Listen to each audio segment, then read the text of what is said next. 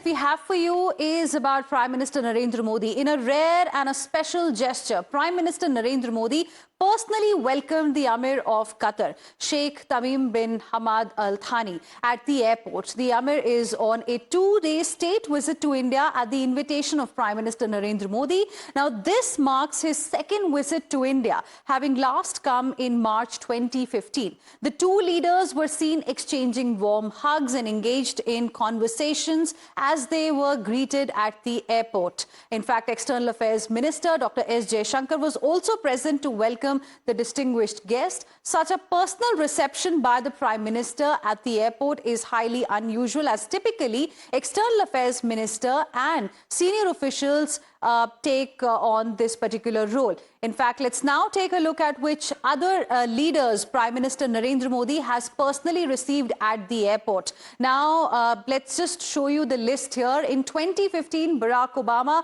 had come, the then US President, and Prime Minister Narendra Modi went to receive him personally at the airport. Then in 2017, Sheikh Hasina, the then Bangladeshi Prime Minister, and at the same time, in 2018, Benjamin Netanyahu, the Israeli Prime Minister, was also received by Prime Minister Modi. In 2018, the Jordan's king was also received personally by Prime Minister Narendra Modi. Then in 2019, Mohammed bin Salman, Saudi Arabia's crown prince, was also personally received by the Prime Minister at the airport. But this Prime Minister's warm gesture does not fit well with the Congress party. The opposition has alleged that Prime Minister will personally welcome you at the airport if you're wealthy, if you're rich, accusing the Prime Minister of showing favoritism towards the rich. Congress party has even claimed that the Prime Minister hates people in a certain attire within the country, but that his feelings would change if they were rich. The party also mocked the Prime Minister, saying